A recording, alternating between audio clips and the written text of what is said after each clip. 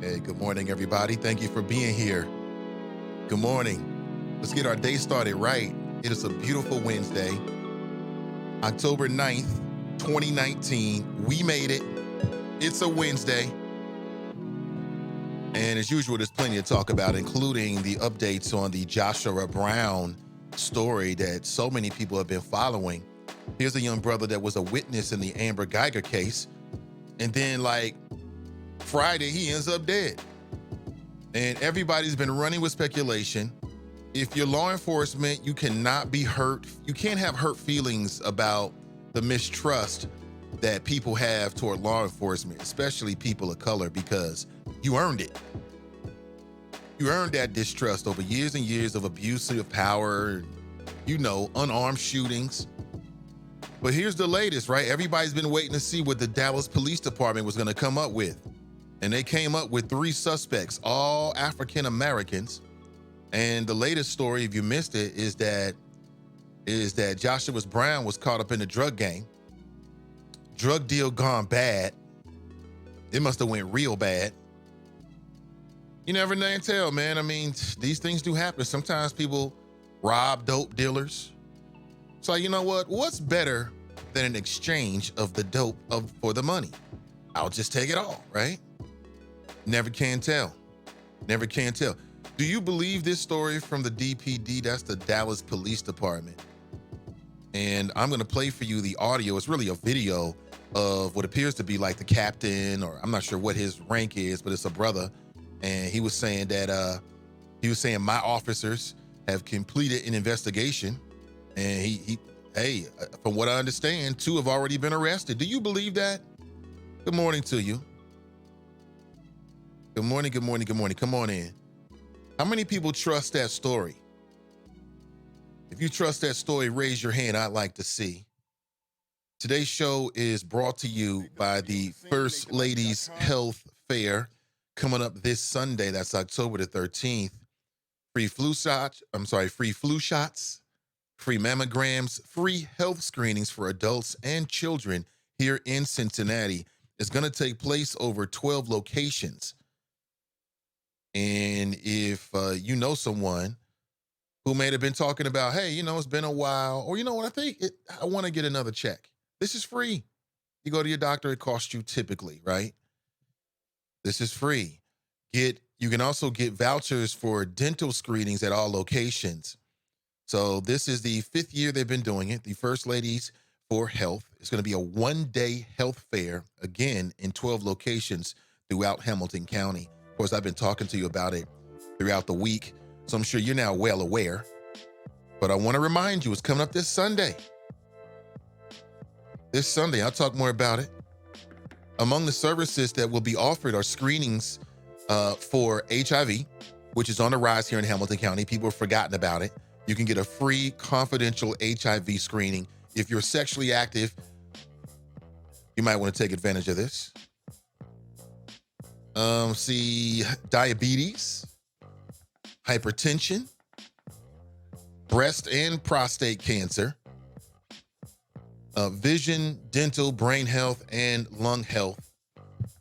Did I mention that flu shots will be made available? Children's screenings include the flu shot, blood pressure, asthma, body mass index, dental, vision, speech, and language. Again, all of the screenings will take place on the same day. That's Sunday, this Sunday, October 13th at 12 locations. Good morning, Choppers.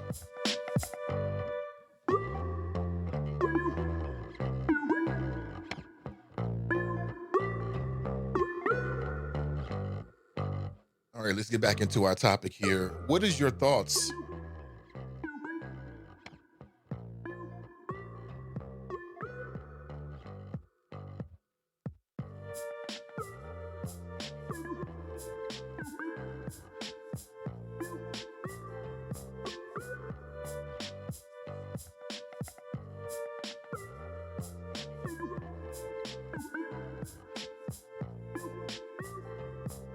Ooh, pardon me.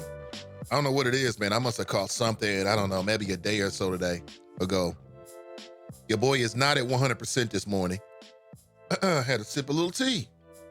Feeling better after that, but lots of stuff going on today. I want to talk about it. 513-873 and 7134, including I will be over at the Cincinnati NABJ folks. Shout out to Alexis Rogers and the Code crew. They do great work. And they're doing a podcast one-on-one session. And I was asked to be a part of it. Always a pleasure. Always pleasure. Always flattered. And I'm going to be over there for about an hour. As a matter of fact, on my Facebook page and also inside the Friends page, there is a digital flyer. You can check it out for yourself. Good morning. Good morning. So how many people believe that story that's being put out there by the cops? And it's like, oh, it's a drug story, huh? They get us with them drug stories. Drug stories is a great way to cover up stuff. It's a great way to cover up. This is a sidebar, but I do plan on talking about it. There's been a lot of media out there about the country's most prolific serial killer. The country's most prolific serial killer. And it's a man of color. That's what they say anyway. You both know that ain't true. This is sort of like the official society agrees. I just can't believe this is the most prolific serial killer. I can't believe that. I guess since they've been calling them serial killers, right? Because we go way back to some times in this country, you know what's going down. But anyway, the most prolific serial killer in the country. And I've seen several stories. So I finally paid attention to it. And I thought, wow, this is amazing. I want to talk about this because the vast majority of his victims were guess who? And am I the only one who automatically believed? So apparently this man has been operating since the 70s, from the 70s to like the 90s. He was grabbing women, choking them up, shooting them up, stabbing them up, all kind of stuff, right? How was he able to get away with it? I've got a theory. I've got a theory based upon what I saw. So I definitely want to get your thoughts about that. And also, city council is going to be, they're going to be voting pretty soon. Perhaps today is being reported on an anti-discrimination ban, or should I say, the discrimination ban, not anti. And it has everything to do with Black people's hair, Black females' hair. So I want to talk about that, get your thoughts about it, and get your opinion. You can share your opinion at 513-873-7134. You can share your opinion using that number. All I ask, and this is a heavy task, is that you open your mouth, you open your mind before you open your mouth. That's it. Shout out to Boutros, who Boutros and I are working on a brand new podcast, a reboot of the first show that I ever did in radio. So we've been having some fun with that. I'll share it with you soon. Very, very soon. Back to this real quick. I want to remind you, screenings will take place on the same day. That's this Sunday, October 13th at 12 locations, the First Lady's Health Fair.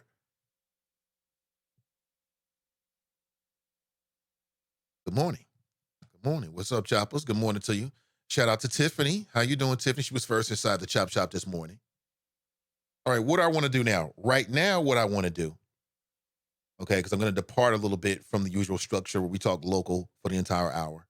We might flip that. But right now, what I want to do is want to play for you this audio. Not sure if you've seen this before, but this is the DPD, the Dallas Police, and they are having a press conference with updates about Joshua Brown. And what they're saying is it was a drug deal gone bad. Drug deal gone bad. So Joshua Brown wasn't a good guy after all, huh? He was a dope dealer.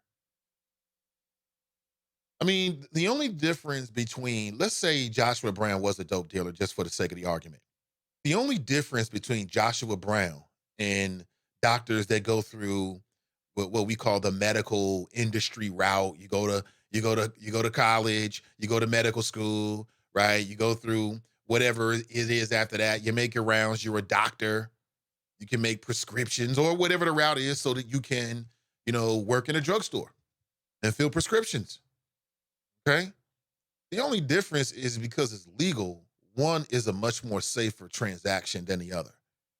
So it's no different. I mean, you hear about people from the so-called polite, it's like above ground and underground economy, basically. People in the above ground economy, the economy that everybody's supposed to buy into. Oh well, man, that's a legal profession. They should be respected. They're doctors. But you read the newspaper, man. These doctors were a primary point, the primary point to help to create the opioid epidemic. These so-called doctors who were supposed to go to school and know have discretion and look after you, they had a stronger relationship with the pharmaceutical company than to their own patients. I'm just saying. I mean, people say drug dealer. It's like, I don't know who you're talking about. Because I see a lot of drug dealers out there. I can go to CVS right now, walk in the back. He's a dope dealer. That man or that woman with those lab cats on, they are dope dealers. They're pill pushers. There's no difference. What is the difference? You can buy some of the same pills that you would purchase, over the counter at your favorite drugstore on the streets. Same damn pills, same damn price. Well, different price, but coming from the same place, originating from the same brew, so to speak. I mean, I don't know. I think we passed the days where we look at street dope dealers like that. I mean, these folks are part of the underground economy. Now, do I like the idea of somebody selling poison to their people? Absolutely not. Absolutely not. But I'm just saying because it's legal, it's just a safer transaction. You walk in and get your pills, unless somebody comes in to rob the place, and you don't really have anything to worry about. At least that's what they say. But am I legitimizing some BS? Is there anything that is anybody actually believe? And again, if you do, you do. I want your honest thoughts. I don't want to scare you away like, hey, they just like loading up one side of the question. Not that. But I'm just saying, it seems mighty suspicious. Everybody on my Facebook page is like, should we believe this? I mean, that's one of them. Good morning to you, Pamela. We got to come up with a nickname with Pamela because Pamela swings for the fences. John better leave her alone. Ray writes, Grand Risings all. Good morning to you, Ray. Hey, Ray. CG Dubs in the house. She writes, good morning, Choppers. What did you think about my conversation yesterday with Janaea Trotter Ratton? Did any other questions come up that you thought, you know what? Okay. I wish they'd have asked that. Please send it my way. Brenda writes, happy Wednesday. We made it. Jared writes, good morning, hashtag team and I. Brian writes, morning. GAH writes, good morning, good folks. Hey, good to see you. Magnanimous King writes, what's up? What's up? What's up? What's up? Please share this with your friends. Share this show. Share this feed. Appreciate it in advance. Ray writes, it takes 6 months to investigate police misconduct, but 2 days for little Tyrone. Yep, sure does. I wonder how they put that together. Like, they went from having no clues, allegedly, to pulling this together. So where the story goes is these brothers came up from Louisiana to buy drugs from him. Well, what the hell is he selling? What was he selling? Damn. Do you believe it? Real simple. I want to get your thoughts. 513-873-7134. I also want to talk about Tyler Perry. Tyler Perry is the first majority Black owner of a movie studio. And I think that's a big deal. Potentially. And what I thought it was so interesting is, you know, he talked about how he was locked out of Hollywood. He's Tyler Perry. He said basically he was ignored in Hollywood. Now, I wish that he would have got deeper into what does that mean exactly. Was like, what does that mean? I mean, I get a general sense, but what does that mean exactly? But I was trying to figure out what the moral of the story is. And I think that the moral of the story from Tyler Perry for me is, well, I'll share it with you in just a minute. 513-873-7134. I want that to marinate a little bit, and then I want you to give me your thoughts. First, this is our first audio clip of the morning. I want to get into it rather quickly. Okay. This comes straight from DPD, Dallas Police. And this is the public announcement that there are suspects in the case of Joshua Brown. Check this out. Identifying 2 other men they're currently looking for in the murder of Joshua Brown. Through the dedicated work of my detectives, we have identified 3 suspects in the Joshua Brown murder. Jacarius Mitchell, black male, 20 years of age. Michael Mitchell, black male, 32 years of age. Thaddeus Green, black male, 22 years of age. According to suspect Jacarius Mitchell, all 3 suspects came from Alexandria, Louisiana, to purchase drugs from Joshua Brown. Brown testified as a witness in Amber Geiger. Okay, so there's a little bit of it. That's a news clip. There it is. Looking for you. Where are you?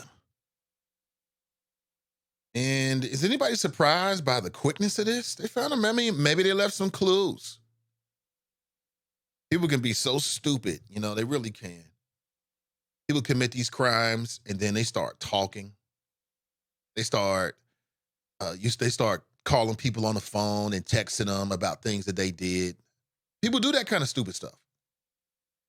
You know, people do that kind of stupid stuff. People do the kind of stuff like they're in the car leaving Louisiana to go to Dallas to go buy drugs, and they'll document that shit in a vlog on Facebook. I'm telling you. People will do shit like steal weapons and then take photographs of it and put it on Facebook. Uh-huh. They get caught. So maybe these guys did something like that. Some old Gilligan type shit. Excuse my language. Tanika, my apologies. And they ended up getting themselves caught. That could have happened. I don't know.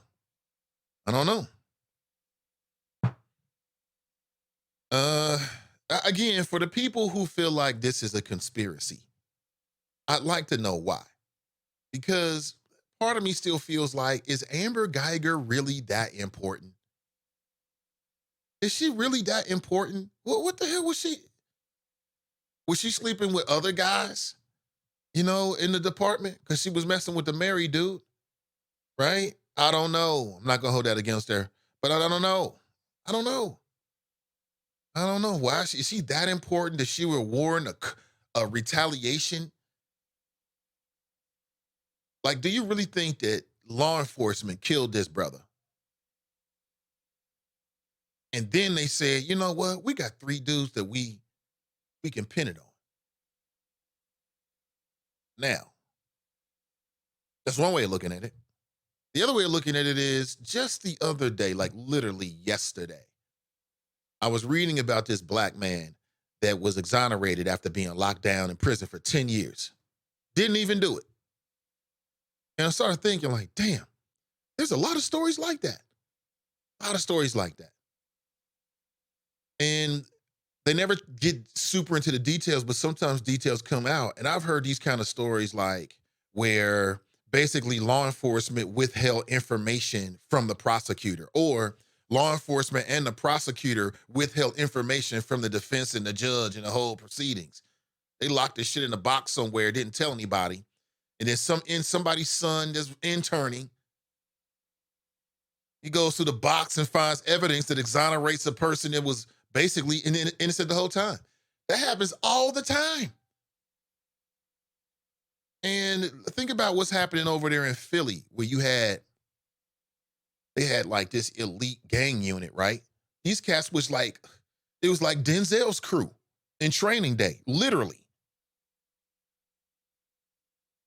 They had their own Denzel. It was a white dude. You know what I'm saying? Over in Philly, this motherfucker just got 20 years, police officer, in the last year. He got like 20 years. How often do you see a police officer get 20 years? Because he was like running the Denzel from Training Day's crew. Dr. Dre was on the crew. All of them dirty cops, running drugs, selling drugs, planting evidence, committing assassinations, doing all kind of shit. So, I mean, is it within the realm of possibility? Hell yeah, it is. Hell yeah, it is. And again, the cynicism that people have about law enforcement, you earned it. You earned that. But what do you think? I'd like to know. Let me run back to your comments here. From the 70s up to 2005, Nate, and he's been getting away with this because his victims were hookers and drug addicts who weren't missed until he confessed. He's talking about the most prolific serial killer, and that's what they're calling him anyway. I thought that Andrew Jackson should get a mention for the most prolific serial killer. I mean, just based on the Trail of Tears, right? But it's impolite to say those kind of things because he's on the $10 bill.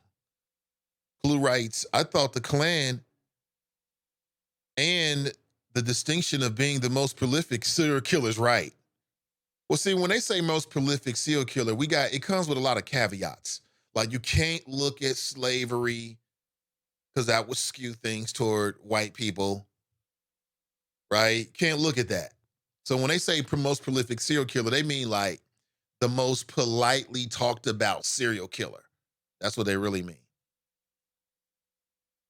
If you mention Andrew Jackson's name, people are going to tune you out. So they don't do that. So I've got to do it. Living While Black writes, do Dallas PD solve all their homicides that quickly, question mark, and provide the timeline so quickly, question mark? I agree with you. We still don't know what happened to Tupac's killer. Biggie? Tupac, Biggie, anybody? They big time stars.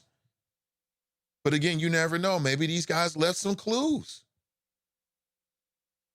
Maybe they left some clues. It's just the coincidental nature of it. The timeline is suspicious. Right after this, you see police officers willing to go to the witness stand and say the most ridiculous things in an effort to try to get her off. We know that the police was willing to destroy evidence.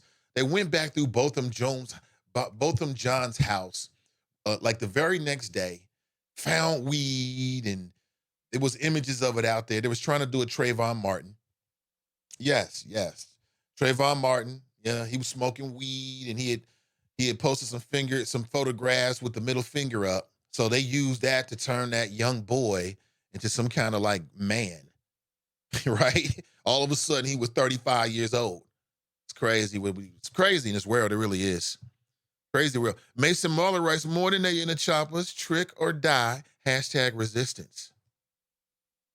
Yesterday was a rough day for Drop. I was thinking about him away from the microphone. Like, I wonder if he's going to call.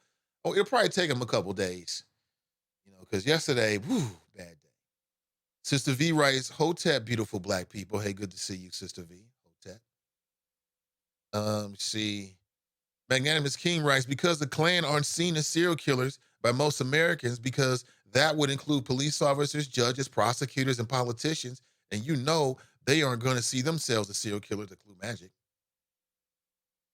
The most politely talked about serial killer allegedly is this brother. And apparently he's got total recall. And so he gets knocked on a couple of murders. I think he's spending like 3 life sentences for somebody he killed. And then he starts talking. And the investigators realize that, and they actually said this in the news piece, that he's got total recall, which means that he can give them very vivid and accurate descriptions of the women. And apparently he's an artist as well, because, they apparently he's killed like 93 women, 93 people.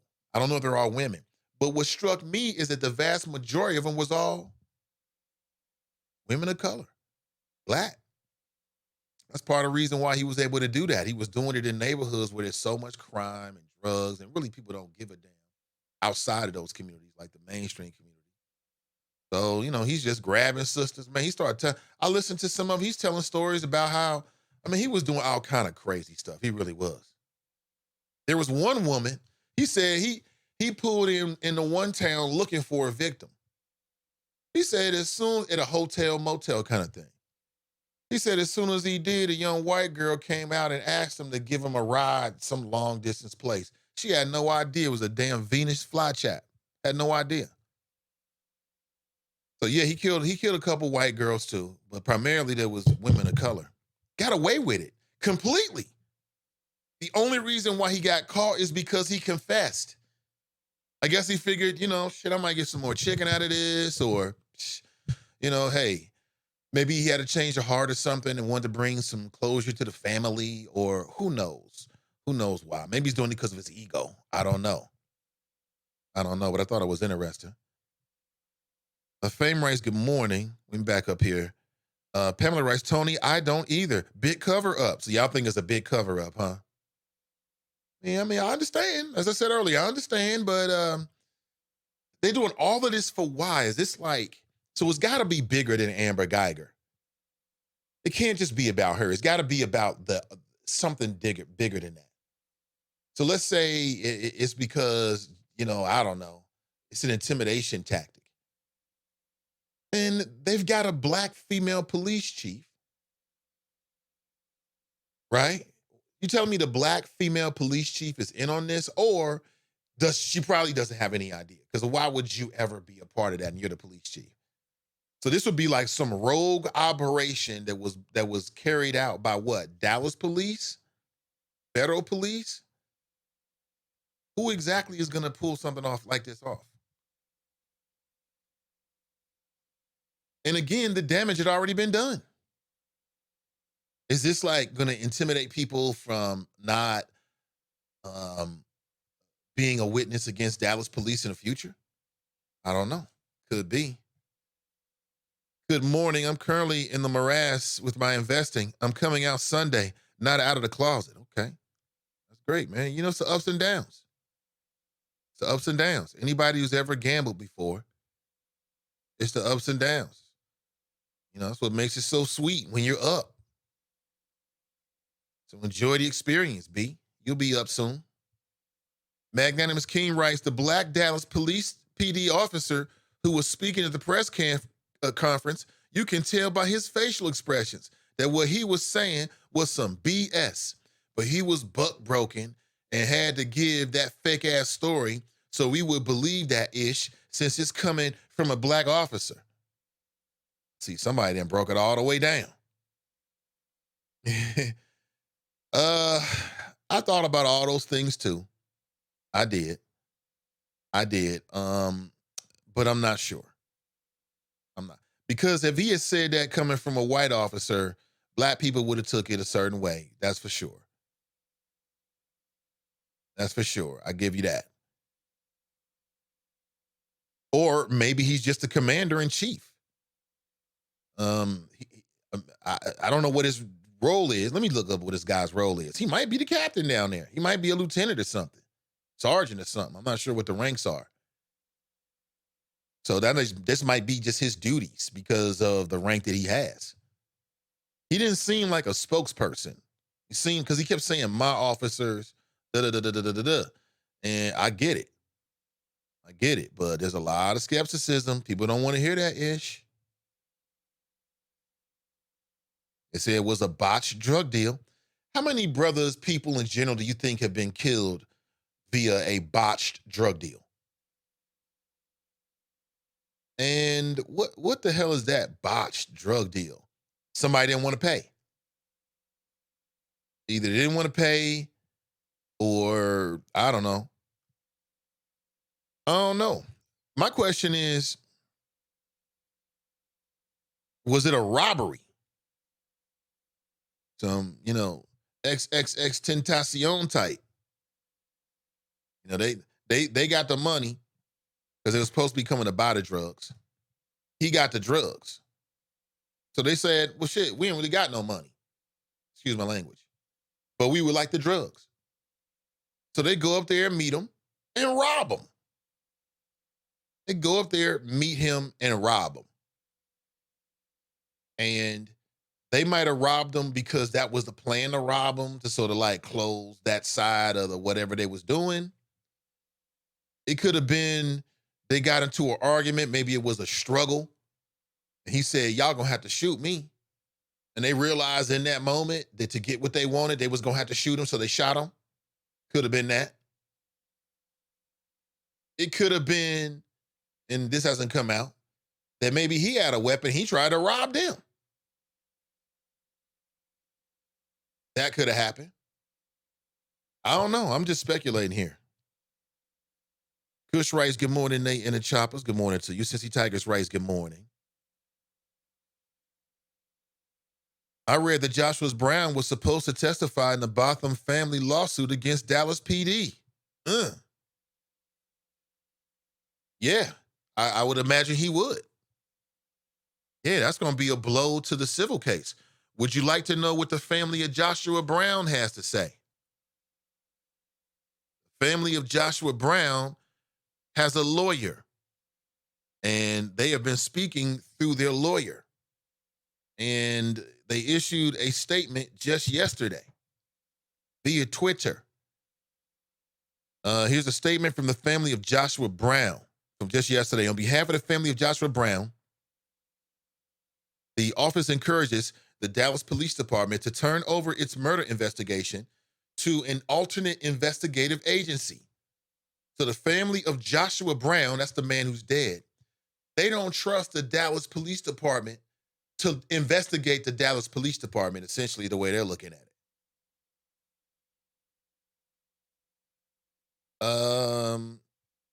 This family and their representatives have consciously avoided speculating about law enforcement involvement in this tragedy. However, due to the proximity of this murder and the trial of Amber Geiger, rumors abound. It will be nearly impossible to conduct a reliable investigation in a climate where the investigative agency has been implicated in the murder itself. So there it is. So are they right? I think they are. I think they should do it just because. Because, number one, what do you have to hide? And number two, if you really believe it, the Dallas police has nothing to do with it, then that's exactly what they're going to find. If you bring in, I don't know, the Texas Rangers or something like that, and the Texas Rangers comes in, and then they do an outside investigation, right? Now, you know they all boys, right? You know they all tight. Because why wouldn't they be? They're all on the same side. But let the Texas Rangers do an investigation, and then if it comes out clean, it'll be better than if the Dallas Police Department does an investigation. It'll just be better. It'll just be better, I'm telling you. Sister V writes, something don't add up. Why was Josh worried about testifying? Fame writes, those guys' families will be screaming frame from the rooftops. Social media is too big. There is no amount of money you could pay somebody to keep this kind of thing a secret. Dude got photos of him with racks to his ears, flossing. We don't know who dude crossed, but the timing is mad suspect. Saying seems to imply it's a possibility that it's a street thing. Could be. But my thing about that is, this is why I say it's some Gilligans. If it's a street thing, it's some Gilligans behind it. Because don't they watch the news? But it could have been one of them things where it was unavoidable. It could have been one of them things where they felt like it was unavoidable. It was him or me. And that means it's going to be him. Right, wrong, or whatever. That could have happened. I don't know what the exact scenario would have been, but I mean, it's possible. Tiffany's in the house. She writes, hi. Tony writes, off the topic, did anyone see the trailer for the Thomas Edison movie? A proven thief of black ideas and patents. Man, fuck Hollywood. Well, that goes back to me to Tyler Perry. To me, the moral of Tyler Perry is start your own, build your own.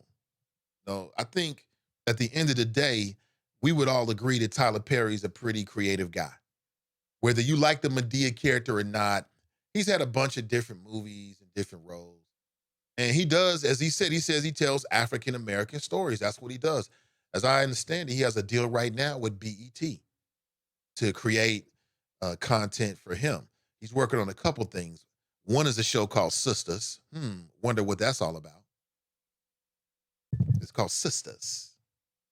Sistas. GAH writes natural hair ordinance info via Chris Dalton. Click on this right here. Let me click on that and see what comes up. Here it is. I'm on Cincinnati City Council items. Ordinance submitted by Councilmember Seelbach from Paula Bogus Muthing, city solicitor. Natural hair types and natural hairstyles commonly associated with race. I don't know what the hell I'm reading. Let me see here. Employment discrimination prohibited for the purpose of prohibiting discrimination based on natural hair types and natural hairstyles historically and commonly associated with race, including but not limited to hair textures and protective hairstyles commonly associated with African Americans and their racial, ethnic, and cultural identities in order to create an inclusive, respectful, and open community. And how many people have a problem with that at their place of employment? I mean, I like the idea of it. I mean, why? I'm not sure how many people have been discriminated. I would imagine that it's probably happened in this city. Most definitely, probably too. It is definitely happened. It's happened. It's probably happening right now. So maybe this will put an end to it. I like the idea. I'm down with it. Lynn is in the house. She writes, Ray, I came back to find you. Great event. My apologies. I had to take that call. Oh, okay, I think they met at an event. Okay. See, Drop must be. Oh yeah, Drop. Our good buddy Drop is here. See, great. Bunky's in the house. Good to see you. Kush writes, what about the young sister who called Amber on Camber? She's catching hell also, right? Hold on, let me see. Let me pull that up real quick. Here it is. City Council to vote on natural hair discrimination ban. Let's see. What do we have here? While Chris Spielbach is the one pushing the ordinance, many African-American women in the city have stories to tell of how they've personally experienced some form of discrimination based on their hair. Wasn't there a young sister who's on television who she wrote a piece and everything in the newspaper about her journey from her straight hair to being her more natural hair self, and just not understanding or just being a little bit unsure about how she was going to be accepted. Didn't that happen in Cincinnati? Things are changing. Seelbach said listening to the stories of many African-American women on his staff is what fueled his plan for this ordinance. It's a follow to a California state law that has also banned discrimination based on natural hair.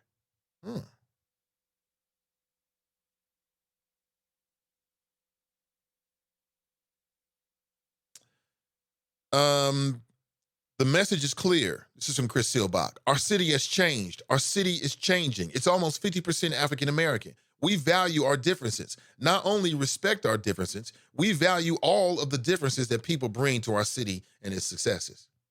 But then there's a quote here from a woman named Deborah Davis with the African American Chamber of Commerce. The ordinance is a bit disappointing. Quote, what's sad to me is that we have to have an ordinance to say that it's acceptable for us to wear our hair in our natural state, she said. Davis says she hopes the ordinance brings positive change to Cincinnati, but when it comes to hair, people need to understand what it represents. The ordinance moved forward Tuesday by committee and it'll be go before the entire council today for a vote. Do you agree with Deborah Davis with the African American Chamber of Commerce that why should we have an ordinance? I get her. She's right about that. It's like, why do we need a lot of things that ultimately serve a purpose? Sharp is in the house. He writes, good morning, Nate and the Choppers. Hey, listen, I want to remind you, we have a CCW opportunity coming up this Sunday. We'll be doing a class with the folks from Ride or Die. And the location is out on Mack Road in Fairfield, Ohio. We're going to meet up at 8:15 a.m. and we're going to get certified for CCW. Now, it's an 8-hour mandatory to get the CCW license.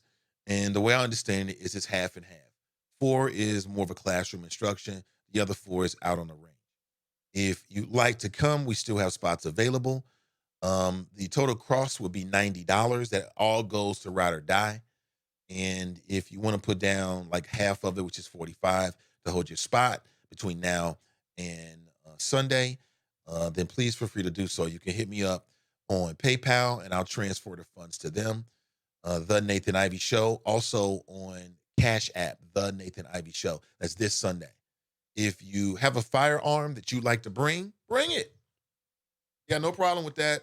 Bring your own firearm. Just bring around, they said 50 rounds of ammunition, because that's what we're all going to practice with, those many rounds. But if not, they got you covered, and firearms will be made available. So let me know. Let me see here. Okay, a couple things going on. Got a break coming up in like 9 minutes at the top of the hour, 9 a.m. We'll break for a moment, and then we'll come back and talk about the day's topics. But for now, let me go through a little bit of your chat here. Brian writes, too coincidental. Too coincidental, huh? You talking about the death of Joshua Brown. Too coincidental. Okay. That seems to be the general consensus. Clue writes, right, Bunky, they could have found 80 pounds of weed between Louisiana and Dallas. Yeah, I thought that. So it was marijuana? This was a marijuana drug bust gone by? Bad? I mean, that's kind of thirsty. I mean, yeah, you can make money selling marijuana. You know, people doing it right now. But damn, you shooting people over it? I guess so. It is possible. Pam writes, good morning, all.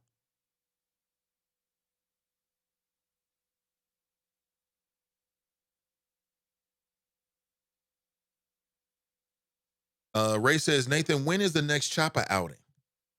I need to get that popping, don't I? I see. Because we actually got a few things that I want to run past you as a group. Jesse writes, Kirsten Swiley. I've met her before. And I don't know. She seems like a good person. TNT writes, good morning. We didn't have a deep conversation or anything. I was just in passing. Since the Tigers writes, definitely notice a difference in the way people dealt with me when I went natural. People find you less credible, professional, and attractive in the workplace. This is true of black men and women as well as white people. You are so funny. That is hilarious right there. And you've already earned the first ABs this morning, Cincy Tigers. What the hell? Where you learn that at? That's just something you just got to know, huh? Where are my ABs here? Here we go. Hilarious. Really? See, I'm the opposite. I love a woman with a natural. Like I told you, I'm very proud of the fact that I was able to convince the wifey to go natural. It ain't good for you. Then she convinced her mother and her sister, my sister-in-law, my mother-in-law. They're all natural now. I love it. There's nothing better. What's better? There's nothing better than a natural woman. I don't know. I mean, things are different now. Like, you see it everywhere. There was a time, and to me, it just seems, what do I like about it? It just seems like a woman is comfortable in herself, comfortable in her skin color, in her ethnicity, and just don't care what other people think. You know, I wouldn't think anything differently other than I might like it actually. Might think more actually. That's just me. What workplace has a problem with natural hair? The hell? See, that's why we city council's coming in to save the day. That is why. Black women have been the most judgmental. I found that interesting. Really? Black women the most judgmental? I find it interesting as well. And you know what it is? I'm gonna tell you what it is. The reason it is because you're making them look at themselves. They know they should be natural too. And some people are like that. Some people are like that. Like when they're dealing with some self inner demons, some people will throw that ish right back on the people around them, at least the ones that allow them to do that kind of stuff. They call it projecting.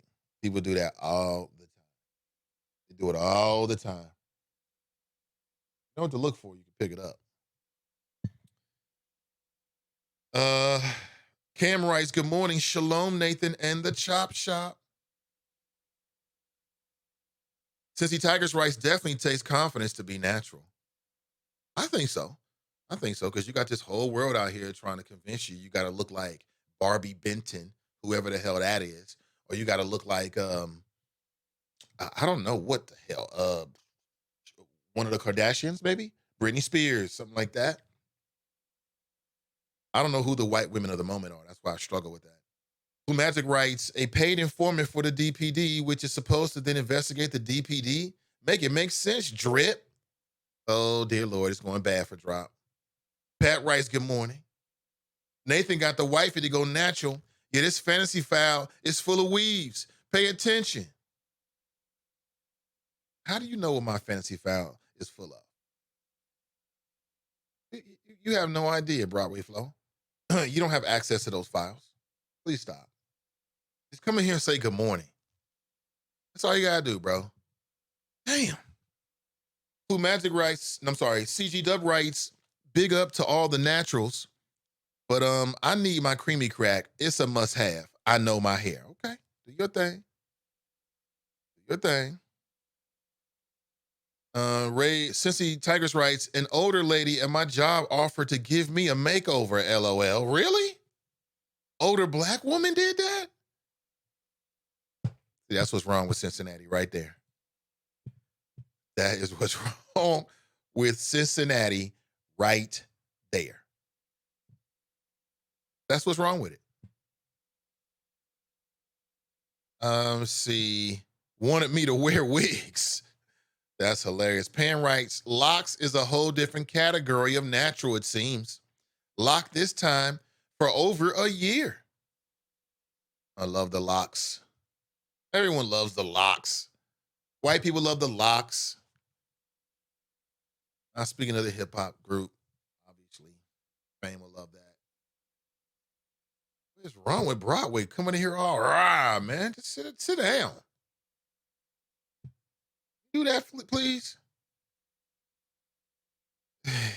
Here all rah. We don't need all of that. Trying to make points about my fantasy file. Worry about your own damn fantasy file. Man. You know, I just want to prepare people. When it comes to Joshua Brown, I just think people should be prepared that what's being reported could be actually true. I know that takes a leap of logic. I know that takes faith or whatever, but you never can tell. You never can tell. He's got that Dragon Ball Z t-shirt on. You selling dope in a Dragon Ball Z t-shirt? What? He was probably selling dope all through the trial. Selling dope at night and then testifying during the day. You know what I'm saying? Why would you kill a man who was just on national television? That's number one. So that tells you maybe it was like a crime of passion. Like they didn't go to kill him. Because are there some thirsty, dusty ass nigwas out there willing to kill you over $1,000, $1,500 or something like that? Sure. They figure they hit a lick with you and then they'd be back on the straight road again.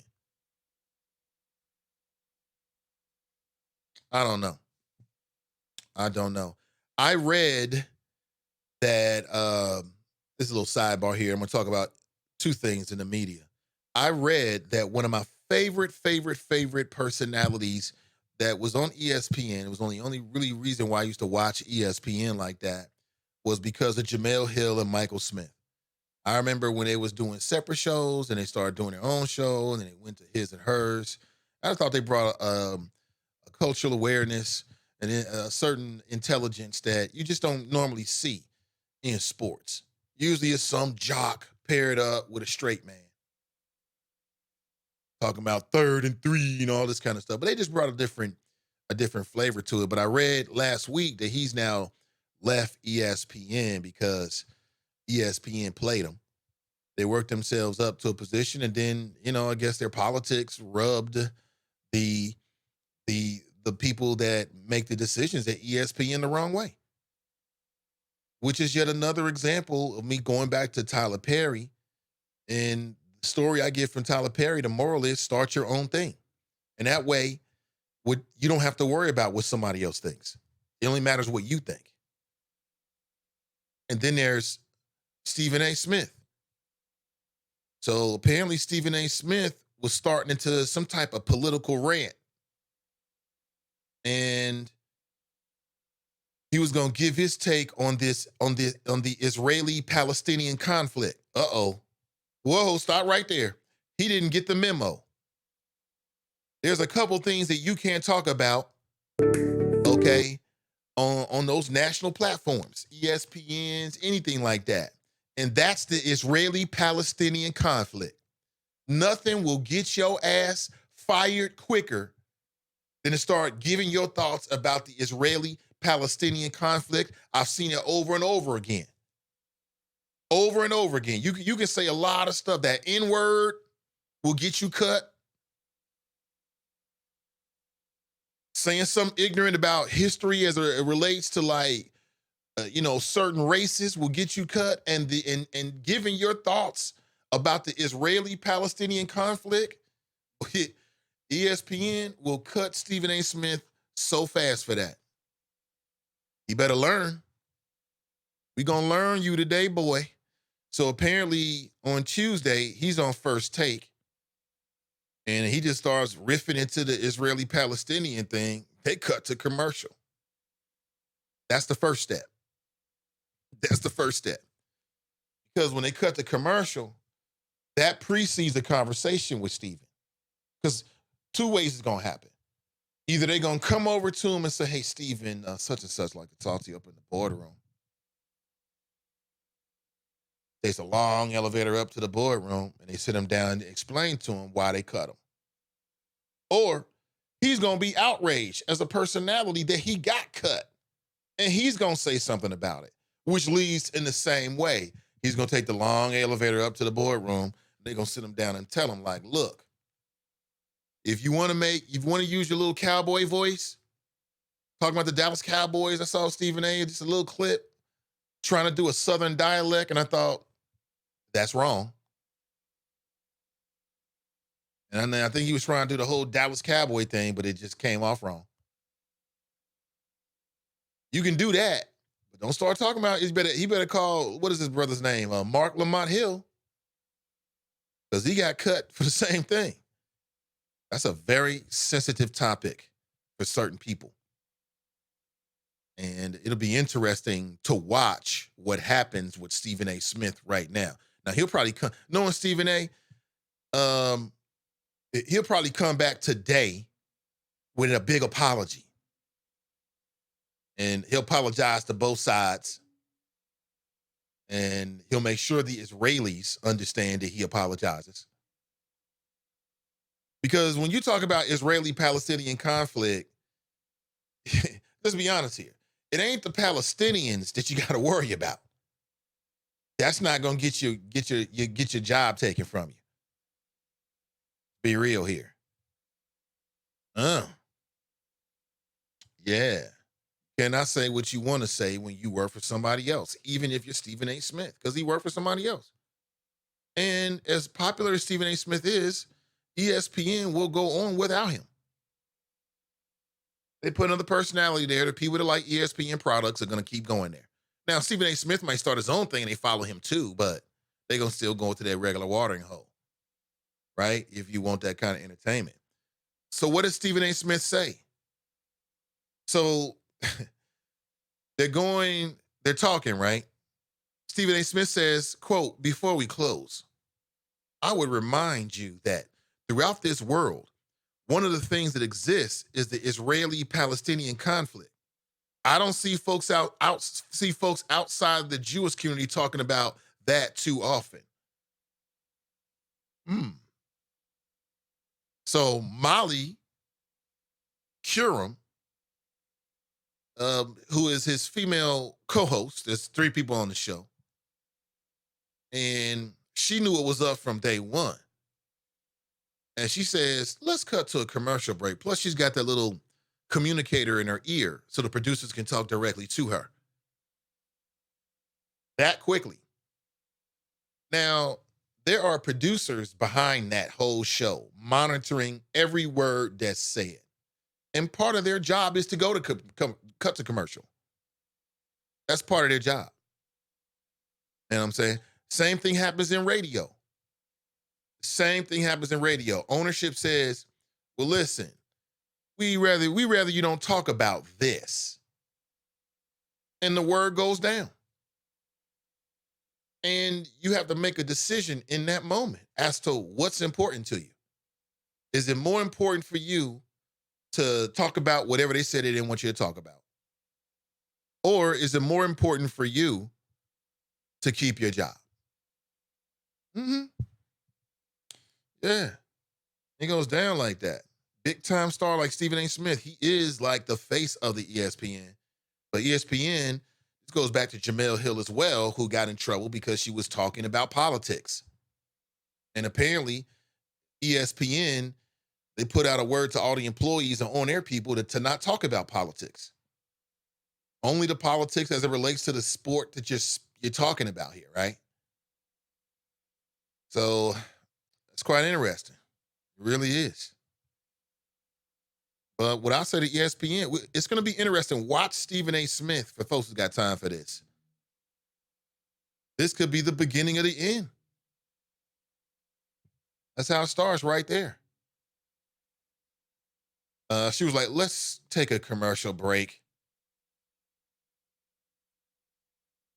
And then she added, sometimes, obviously, our moral compass trumps business interests. Molly Curum is a multimillionaire. That young woman on that show is making, I think she's making like $5 million a year to do that.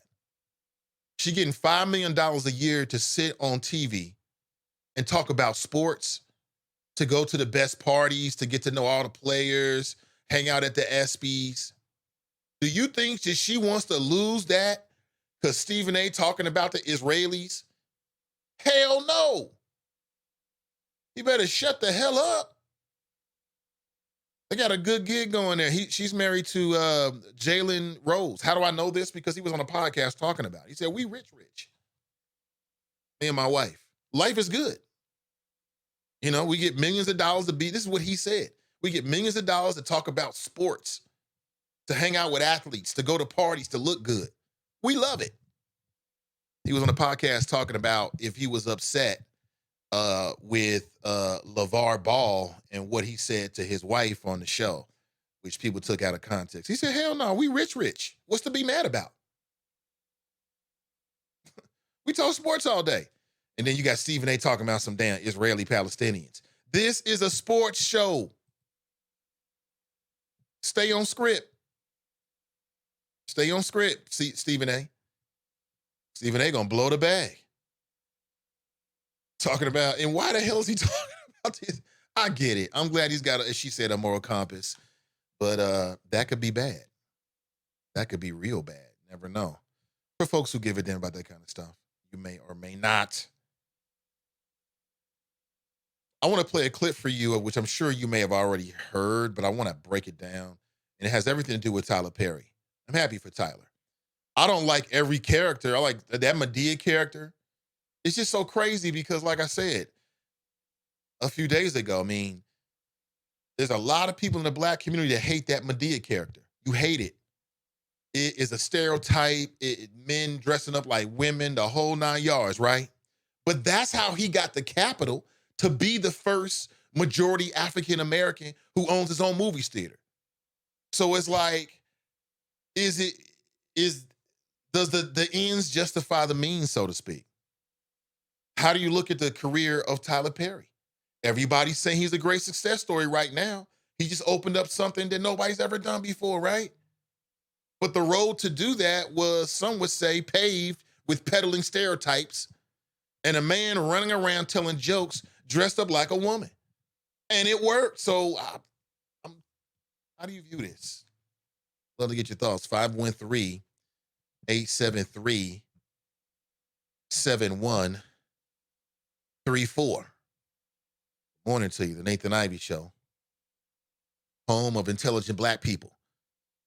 So, Stephen A. Better watch it. Better watch all that. Yeah, Hollywood ignored me, so I did my own thing. Beyonce was there. Halle Berry was there. Oprah was there. I mean, that's a hell of a lineup right there. That's a hell of a lineup.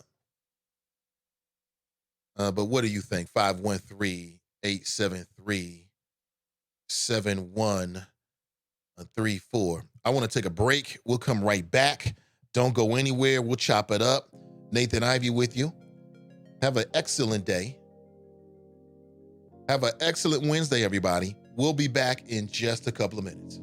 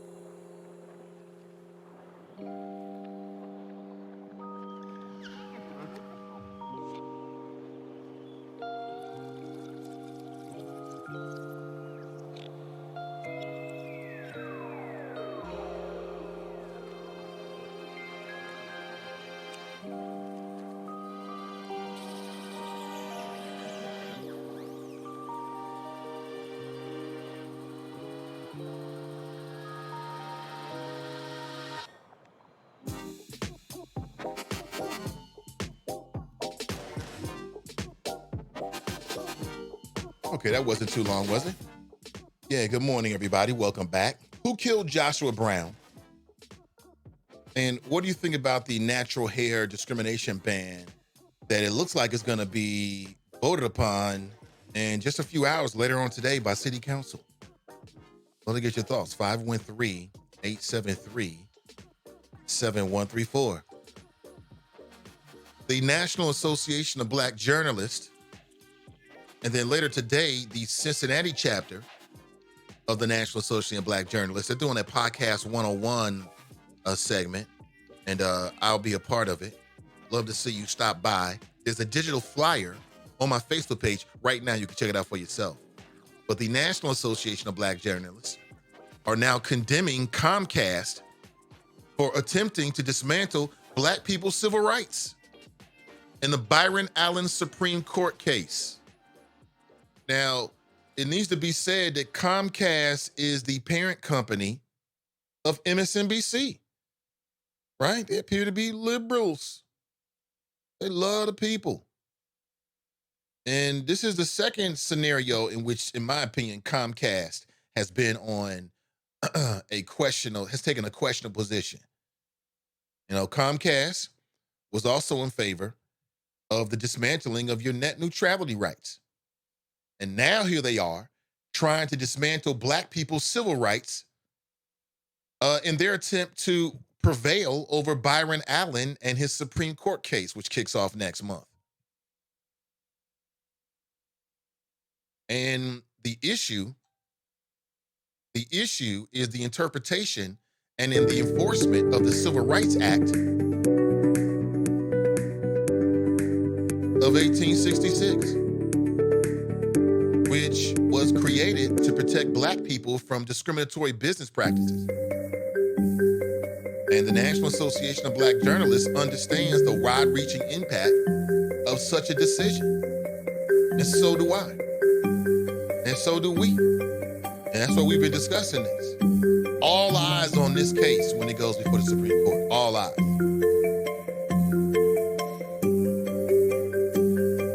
And watch Comcast, man. Thought these were great liberals, great progressive protectors of the people. And Byron Allen is alleging that because of his content and his skin color, he was blocked from some major big-time deal, essentially.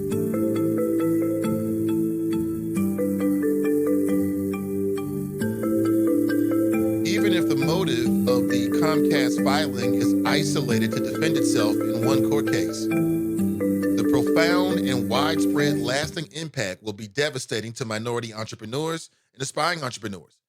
It will also have a negative impact on communities of color in that there will be even fewer media platforms and content of interest produced for and by us. Let's say the word from the National Association of Black Journalists about Comcast. I don't trust them. Brian writes, wife's hair looks even better now that she's been natural for a year now. Love it. Yeah. Love it, love it, love it. Oh, that stuff is killing you, man. Stuff will have a serious impact on your health. Come on, Nathan, you're smarter than that. And they use the same tired-ass drug dealer narrative. Sissy Tigress, I'm with you. It seems suspicious to me, but I'm trying to think this out and talk it out on the air logically, which means that we have to talk through both sides. And I just feel like we need to be prepared for the fact that, for the very real possibility that this could be it. Like, everybody wanted to believe that Tupac was assassinated, but he wasn't. He was shot by some nigga that he had put his hands on hours before. That's what happened. People still run around like, no, he was assassinated by the governor. I know a dude that wrote a couple of books about it, John Potash. Every time I talk to John, I push him on that, like, John, are you not watching Vlad TV? Do you not know what's going on here? His theory was that Tupac was gonna be a leader.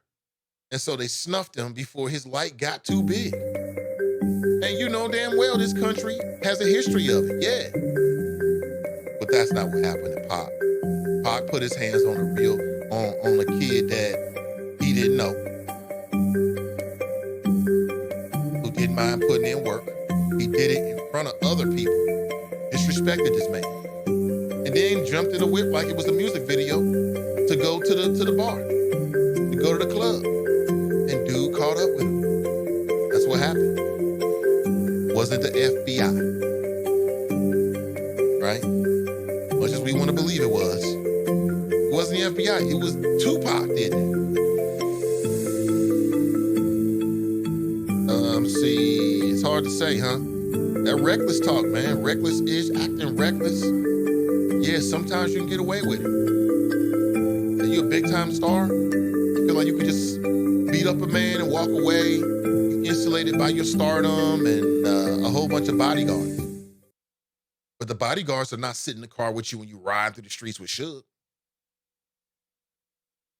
You got God. Sissy Tigers writes, you can talk about the Palestinian-Israeli conflict, you just can't be critical of Israel while you're doing it. Absolutely. Great distinction. She's absolutely right.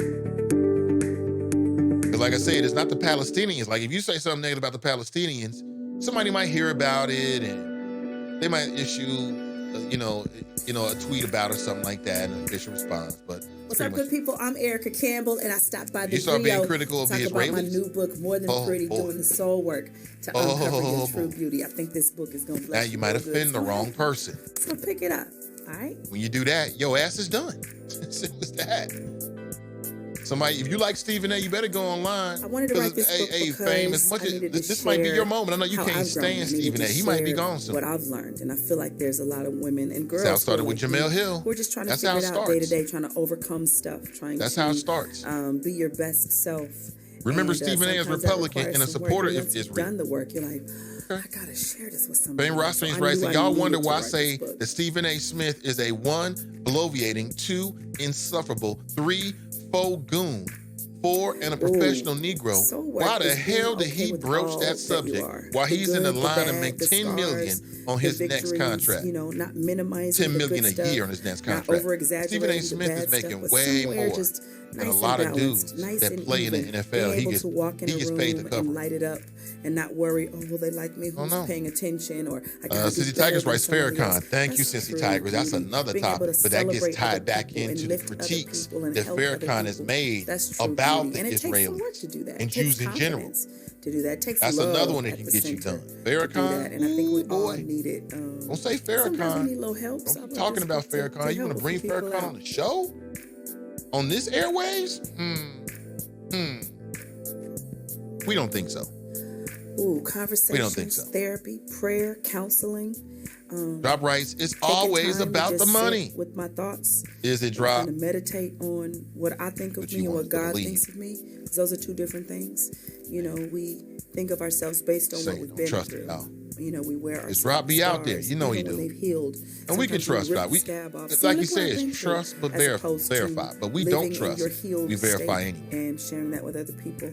And so I had to kind of just come here come to make some grips shit with up some like you did the other day. Myself, be honest with myself, and then go, okay, Erica. Perry just got a star on the Hollywood Walk of Fame. Crickets from the meeting. Remind yourself of what went wrong over and over. Yeah, I guess they're mad at him. They may not, because I'm a black woman. Coming and here they may making not, his own movies. He's not going through our process. I mean, they may not, but there's that man want to make his own movies. Let him make his own movies. Always a Big door deal. that will open, and those are the things that you have to say to yourself. Hollywood's hating on him because they didn't create him. Because the world will tell you what can't happen. If they had helped to create him, then they'd be like, oh, look at what we did. Stand in your faith. Stand in your godness enough to speak life over your life, and that's what I did. That's what it is. And you never hear about Tyler Perry like directing any big time movies that he's not already like producing for himself. Tyler Perry did what people say you should do. He became the hero of his own story. Real simple. Let's go to the phones. Good morning. Welcome to the show. Good morning, Mr. Ivey. How are you doing this morning? I'm doing great. I'm great, man. What's up, Drop? I was just joking with you, bro. That's all. That's it. Hey, Mr. Ivey. I am your but I was true. Connection. So when you make comments, I listen. I read what the responses are in the chop shop, minus the overseer. And Mr. Ivey, at this point, Mr. Overseer is about the only one that commented on what I said. Because you're saying I came on and made stuff up, which I totally disagree, because what I said was intended to make you, Mr. Baller, and anyone else who's listening to go verify what I said. So again, Mr. Ivey, did Barack Obama not leave 100 seats open to Donald Trump? That's it. Again, that's a mischaracterization of it.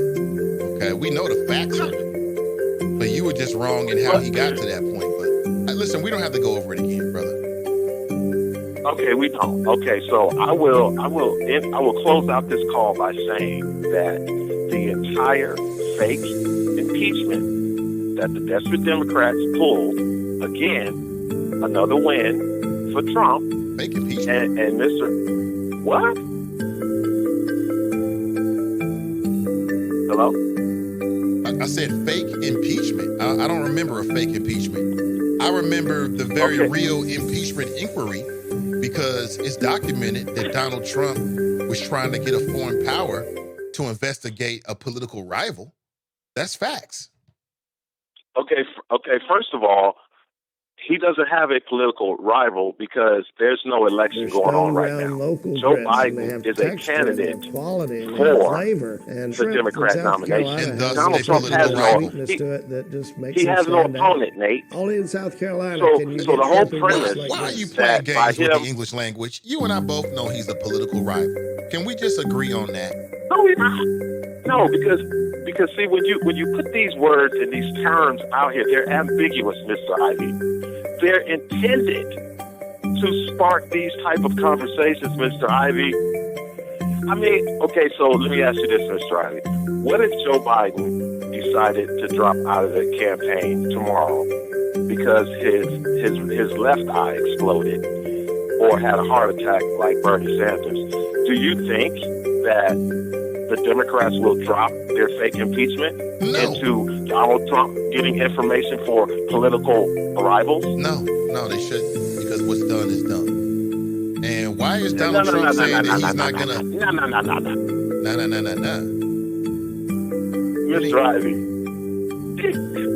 Mr. Ivey, is impeachment a criminal? Is it a legal matter or is it a political matter? I think it's both. Okay, so what Nancy Pelosi did, she did a political strategy to continue what Jerry Nadler was already doing. Okay? Because again, when Corey Lewandowski, Donald Trump's campaign manager during the campaign in 2016, when he appeared in front of Jerry Nadler's committee, he handed him his butt. He made him look like a fool. So all the Democrats were upset. And Jerry Nadler came out and said to the question from the interviewer, is this a formal impeachment inquiry? And he said, I don't care what you call it. And then Nancy Pelosi says, it's not really an impeachment. I mean, come on, Nate. The whole thing is blowing up. Okay, and all I'm saying is a lot of people don't even know that there's a Democrat debate next week. Is it Tuesday, Mr. Ivey, on CNN? I believe so, yes. You see my point, Nate. Do you see what's going on in the Democrat primary campaign? There are three front runners, all over 70 years old, all white. Okay, one woman was a former Republican who's been lying about stuff her entire career. And then your third front runner, weren't you a former Democrat? Uncle Bernie has a heart attack and then lies and said he had heartburn. Okay, Mr. Ivey, Kamala Harris and Cory Booker, Team Light Skin, cannot get the black vote even in front of Popeye's Chicken handing out free sandwiches. So I'm just saying, Mr. Ivey, the desperate Democrats have no choice but to try to put as much damage on Donald Trump going into 2020. Because we all know that in order to remove a sitting president, which has never happened in our history, he has to be convicted in the United States Senate. That's not going to happen. Nancy Pelosi knows it's not going to happen. Desperate Democrats knows it's not going to happen. Just like with the Mueller report. They knew they could not indict a sitting president. They knew it, Nate. It was intended to put these violations of his power to the House of Representatives, Nancy Pelosi, to start an impeachment. Well, but she never did. At least we can agree on one thing. Yes, sir. Because you just talked about the political part of it. My answer was just both, political and legal. You just very eloquently told us the political side from the Democrats, and I agree. Part of this is politically motivated. But then there's the legal side. Because as you just said, the president overstepped his powers. And when you do that as a president, this is the legal process called impeachment that you open yourself up to. Just like with the Mueller report. you start colluding with the Russians that have very suspicious kind of interactions, and you lie about the interactions, that's going to draw attention to law enforcement. So again, I mean, these are self-inflicted wounds by Donald Trump, and he's going to have to deal with whatever happens because of the political cost. It is what it is. Stop whining. Yes, but do better. Okay, okay, Mr. Ivey. Okay, can I ask you a question, sir, before I hang up? Can I ask you a question? Of course. And you can give me the answer after I hang up.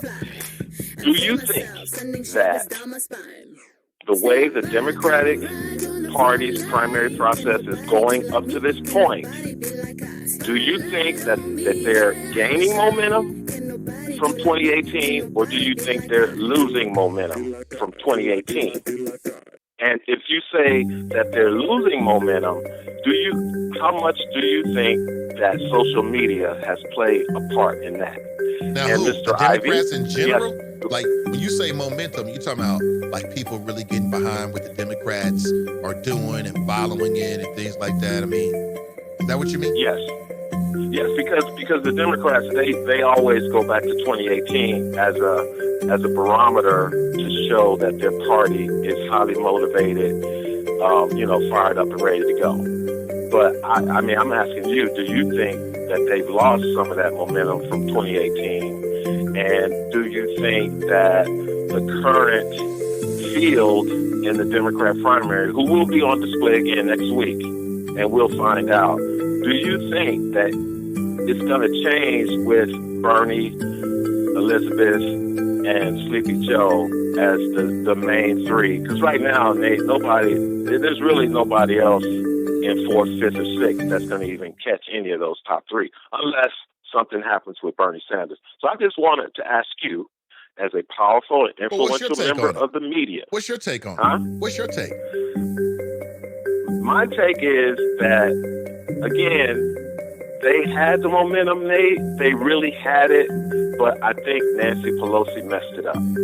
Because I really think she should have listened to the squad and the other members of her caucus and immediately started even if she would have just started the so-called fake impeachment right after the Mueller report bombed and right after Robert Mueller appeared in front of Congress and the rest of the country and the world, when he really? Now you think that would have been good timing? So right after this big nothing burger that the Mueller reporter ended up being for a lot of people who couldn't read between the line and connect the dots. Now, if you could read between the lines and connect the dots, Trump is dirty and guilty of everything. Right. And the only reason why he's not, being charged is because he's president, and that's some old BS policy kind of stuff right there.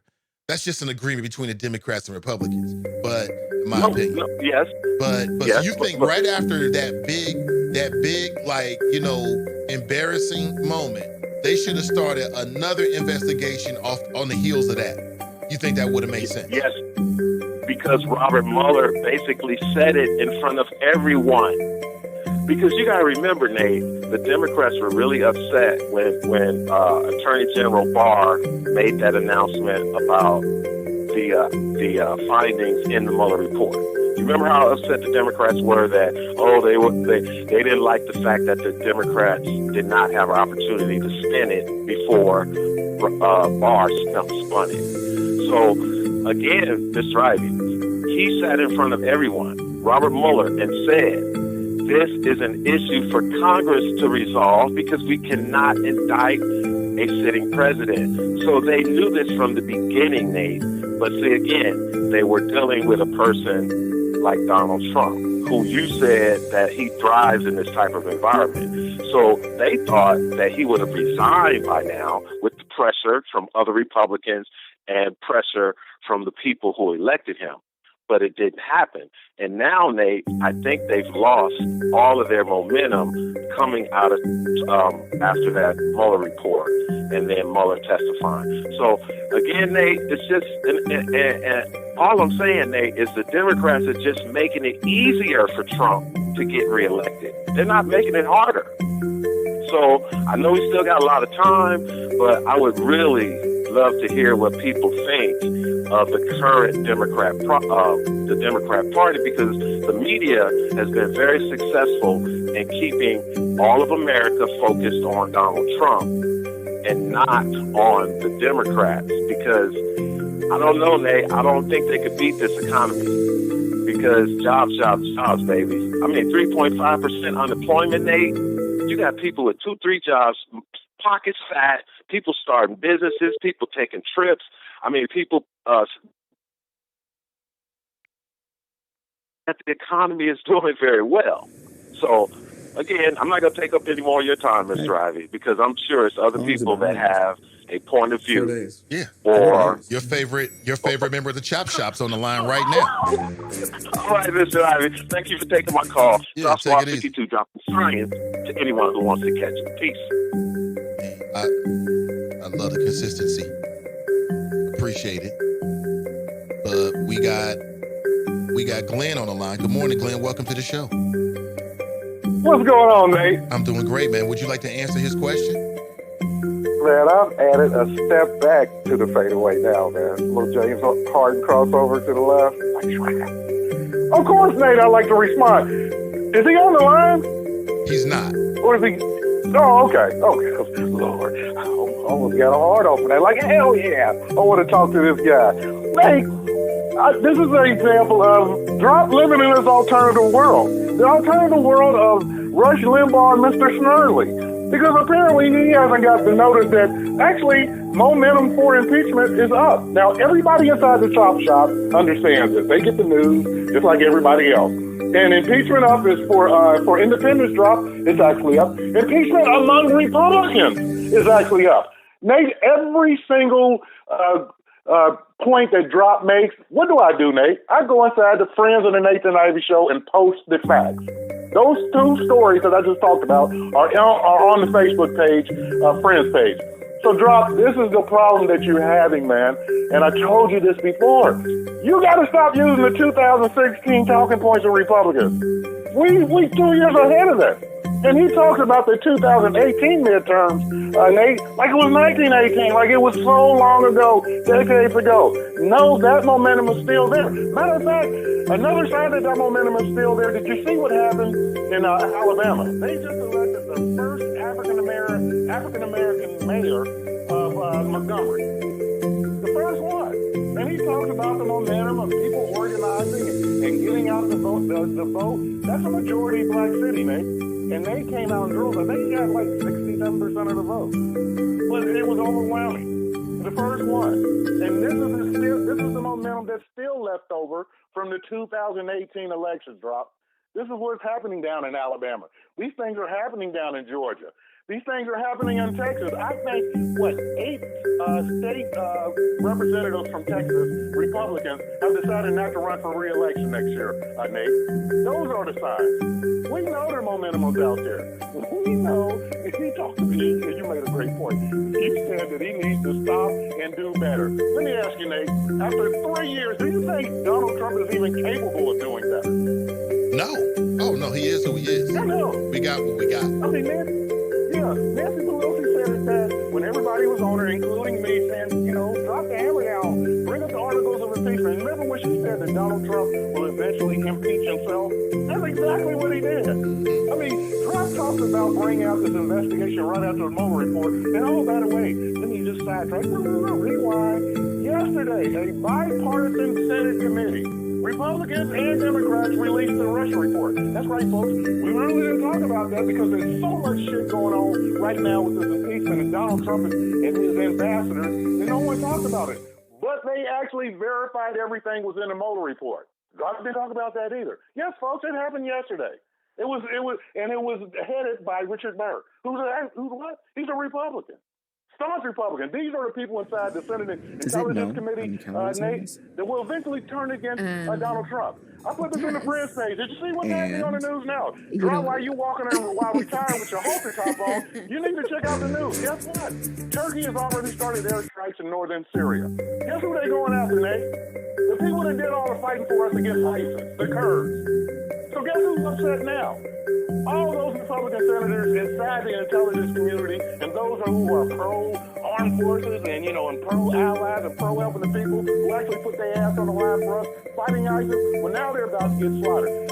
That's another turn that's going against the Drop because now those Republican senators, those guys in those big committees, those guys that are friends with the armed services, and we're, happy that the allies, like the Kurds, took the L instead of us taking the L. Now they're upset, and they might possibly vote against Donald Trump and sign the articles of impeachment. So just every step along the way, Donald Trump is just digging his grave and digging his grave.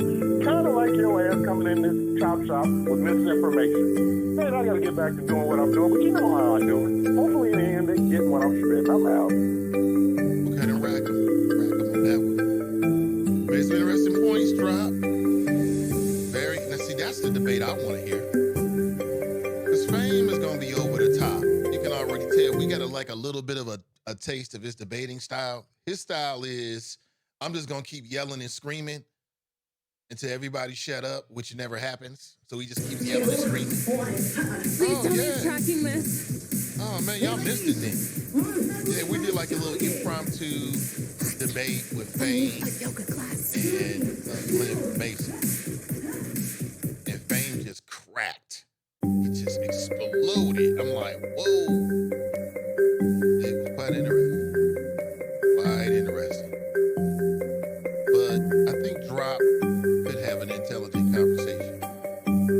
If that's what you want to call what he does. What he does. I'm not sure that's what you want to call it.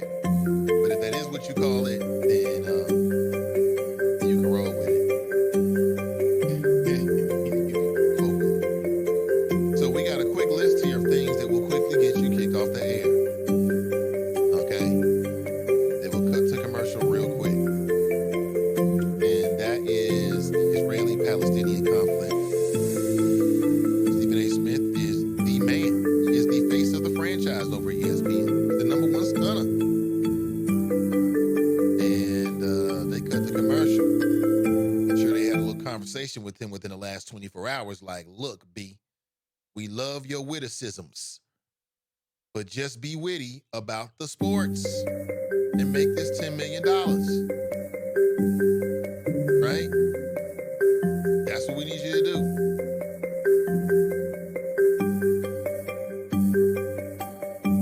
Farrakhan is another one. That'll get you cut real quick. For very similar reasons, actually. Sad to say. Sad to say. Oh, man. All right.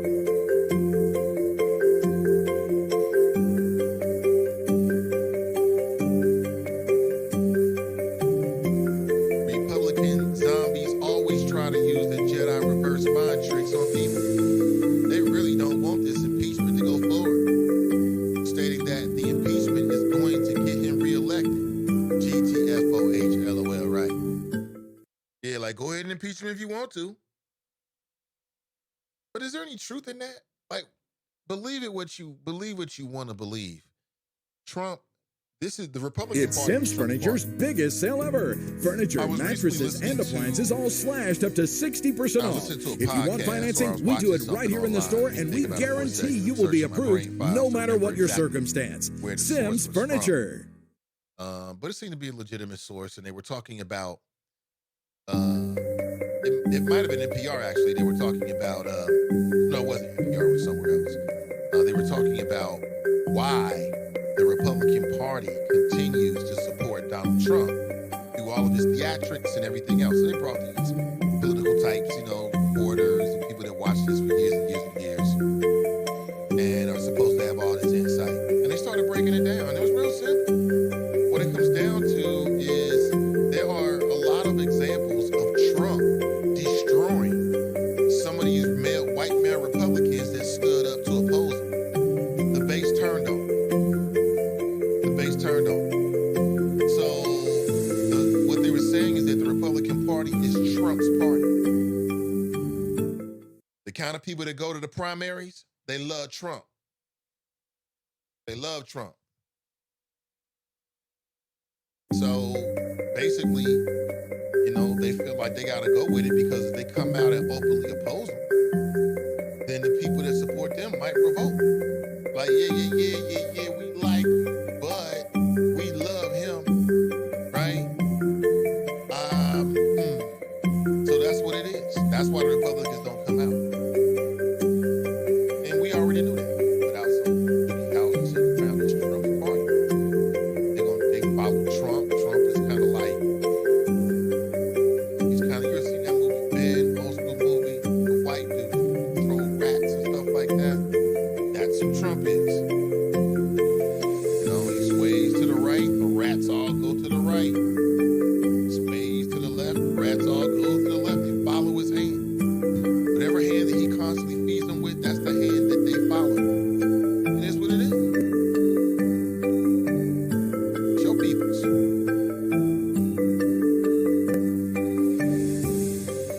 Investigate what dropped. The whistleblower complaint came out 2 weeks ago. Stop smoking while retired.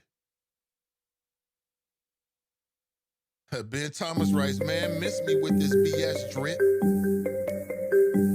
Drop is tripping. Trump about to go down, and he's throwing Pence under the bus, too. It's got to the point where the White House said they're not even going to participate in any way, or they're going to try to help the impeachment vote. They're not giving up any documents, and they ain't going to no meeting. That's where it is right now. And the response from the House is, then we'll start issuing subpoenas. So literally, you're going to see people being led away by what? Capitol Police? That's going to start happening. It's going to be quite a spectacle. And it's all going to go down during an election year. 2020 is going to be an amazing year, it really is. 2020 is going to be an amazing year. Because you're going to have this going on in the backdrop. I mean, just kind of think about next summer. Think about next fall. Next spring. This is going on in the backdrop. While at the same time, you got the Democrat candidate who's going to be out there. All of the local races that's going to be affected as well. You know what I'm saying? The way to see, right?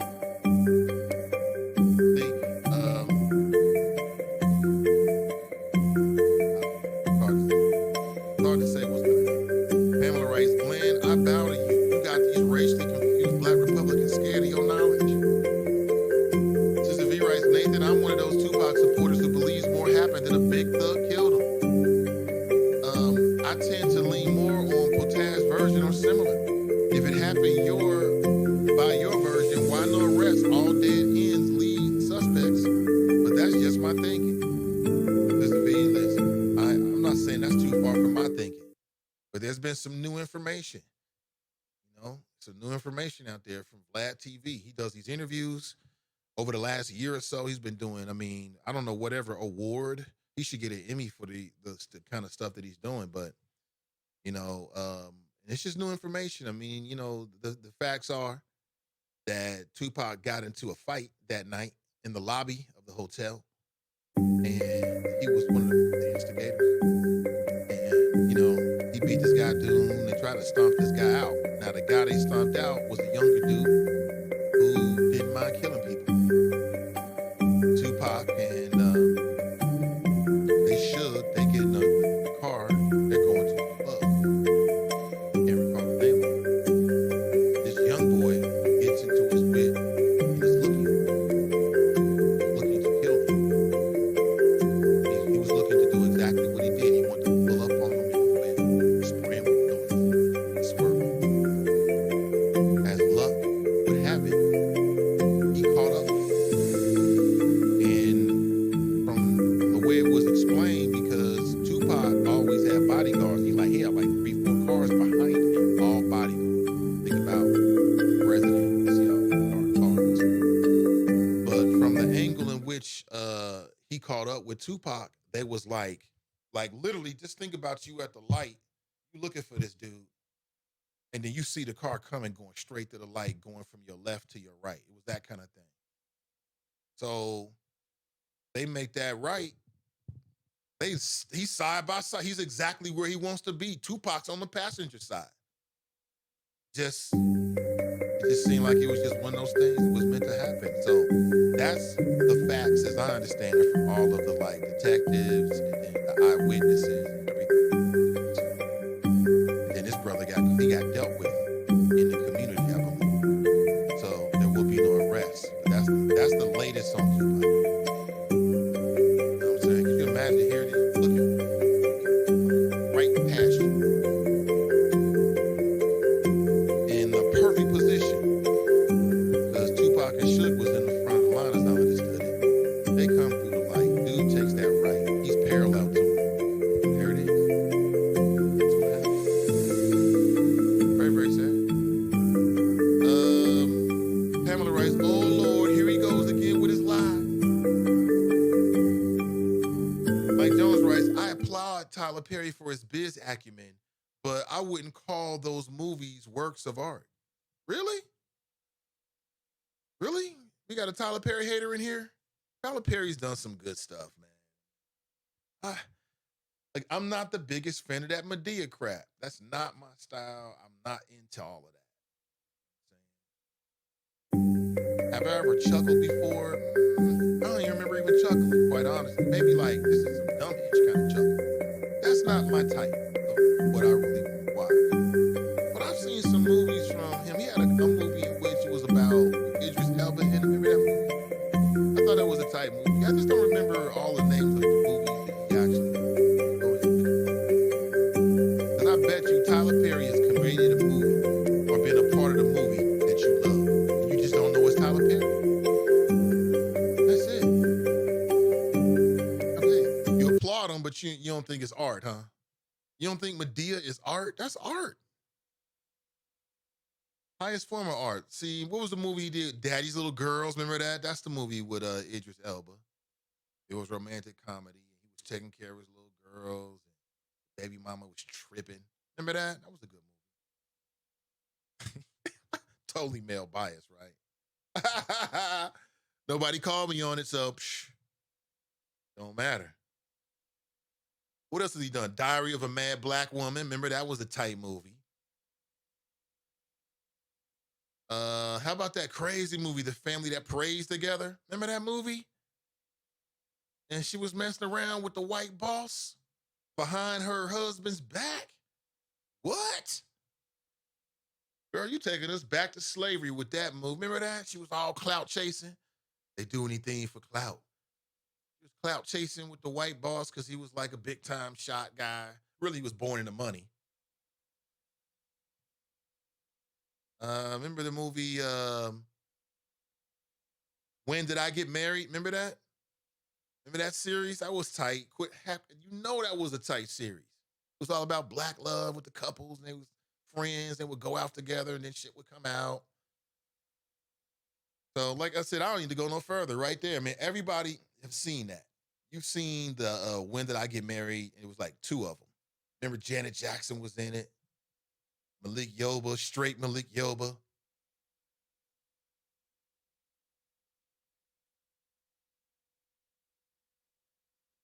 So there it is. Tyler Perry, man. Props to him. Damn haters in here. You know, I've mentioned a movie now that you've watched and you love. Renee writes, The Family That Prays Together is my family Tyler Perry movie. My favorite Tyler Perry movie. See?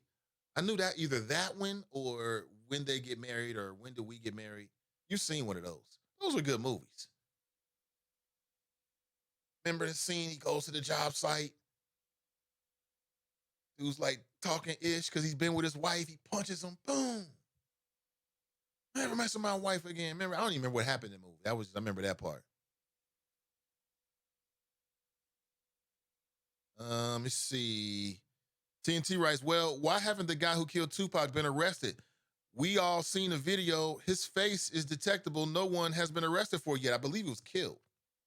Some old street retaliation-ish for Tupac, I believe, or he got caught up in something else. He got killed like shortly thereafter. The man that, it looks like killed Tupac was a young gangster.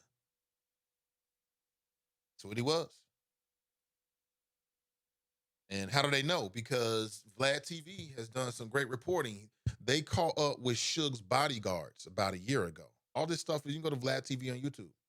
They caught up with Suge Knight's, Boski and some of these dudes who I didn't even know existed. And it's just oral history, right?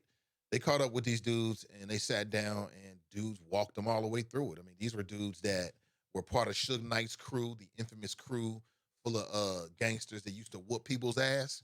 He was one of them. Him and his brother and all those kind of stuff. He tells the whole stories. His brother got killed. Oh, man. I mean, it's very good. I mean, it's great media. You into that whole Tupac stuff, you'll just follow. I mean, he's got several parts, and then he talks to different players, and you can weave it all together, okay? He talked with the law enforcement individuals who were in charge of investigating it and who are still investigating it, to this conclusion. They talk about, this all contemporary stuff within the last, I'd say this year, maybe a little bit of last year. And then they talk with some of the other street dudes that was Suge's thugs, or there was other thugs that was around death row. They take you through all the stories and tell you what really happened, what really went down, who really had the power, what was really going on in death row. Tell you, it's great stuff, award-winning stuff, really. And they talk about what happened with Tupac. They walk through what happened that night from the dude who was right there. And then another dude who wasn't there, but was a part of the crew. And what they both said about Tupac is that he never should have been put in that position. Here you are messing with real gangsters. This is not a game. And he put his hands on this young boy and he just got. That's what happened. Very unfortunate. It says straight Malik Yoba. It seemed appropriate. It seemed very appropriate. Yes. That's back when everybody loved Malik Yoba. Now we don't know what the hell's going on with this dude. What is his point? What's the point? TNT writes, Drop versus Mason Friday, October 11th, 2019, to impeach or not to impeach. That is the question. TNT, I like it. Gentlemen, what do you think? Let's do it.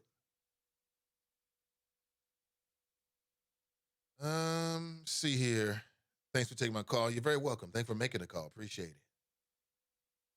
it. Tyler Perry just set the standard for all successful black celebrities. Could you imagine if more had this mindset? Buy back the hood, create an empire that we can see, be employed and grow. We wouldn't have to wait on gentrifying government.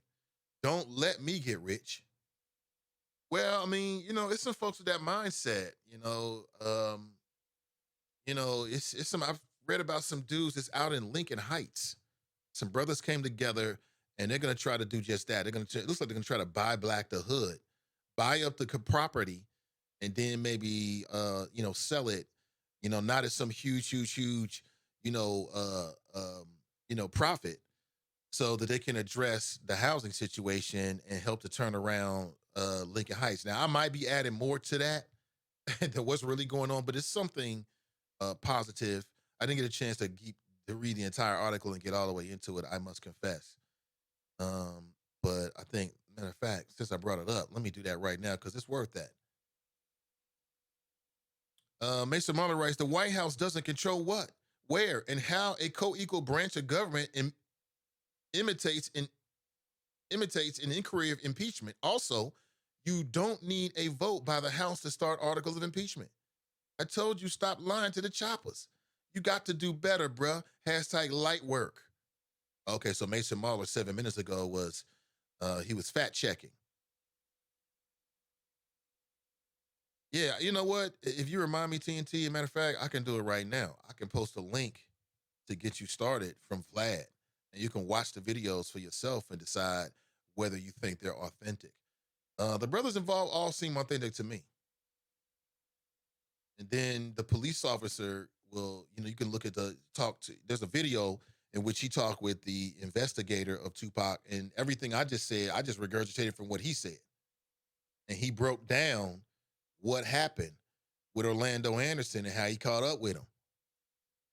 And he said it was like, damn, they're looking for him, and boom, he's right in front of them in a position that they was looking for. Because think about it. It was a drive-by through Tupac's side. The shooter, boom, was right there. It happened. I mean, if somebody's out to get you, what would stop that from happening from you in your car today? Nothing. Somebody pull up to you. People pull up to you all the time. You look over, sometimes nervously, or you look over like, damn, is they looking at me or whatever? You look over there, and they got a weapon out. What you going to do? Speaking of weapons, of course, I want to remind you, we've got a CCW opportunity this Sunday. We'll be doing a CCW class, the first CCW class with the folks from Ride or Die. And if you're interested, we still do have spots available. It's going to be at their Fairfield location. It's out on Mack Road in Fairfield. And I do have a event page that's kind of circulating. Just let me know if you're interested, or you can hit me up directly. The total cost will be $90, which goes to the instructors. And if you do not have a firearm, they will provide a firearm. If you have a firearm and you want to use your own firearm, you can. All right, just bring 50 rounds of ammunition. That'll be this Sunday. right? Let me know. Because what you want to do in a situation like that is to return fire, right? You want to get them before they get you. I don't know if Tupac had weapons in the car. I can't remember. Can't quite remember.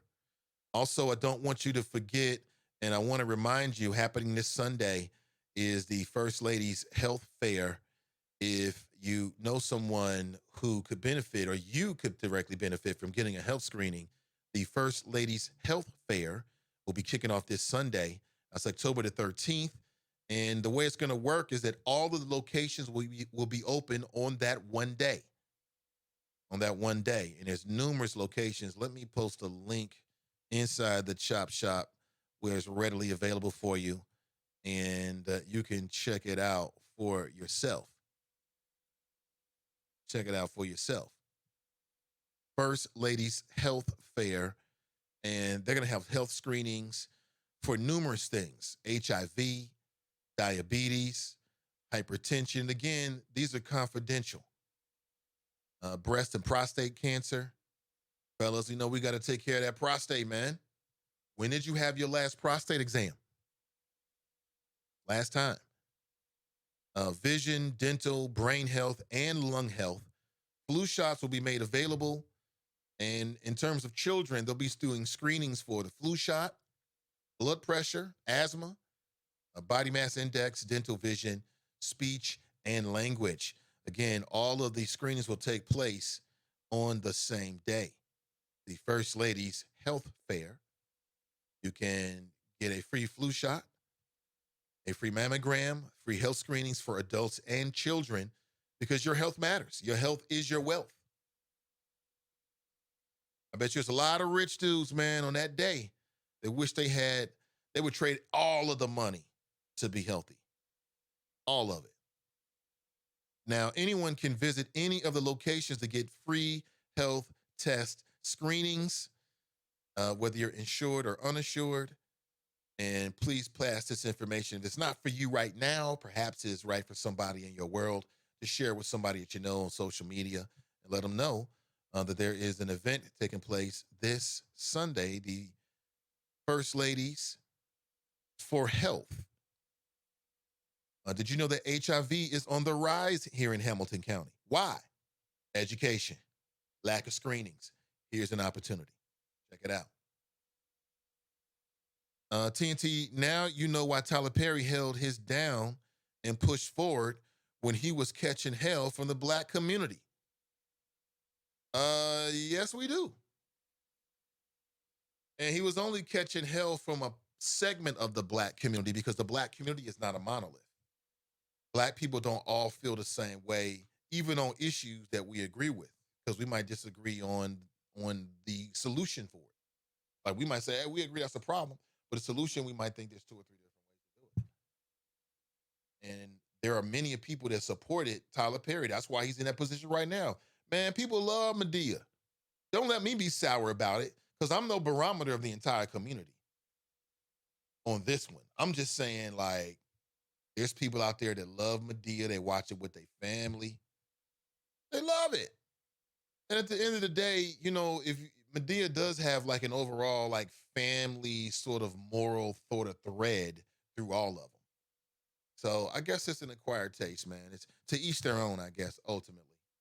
You love it, I like it. You like it, cool. It's cool. Good for you.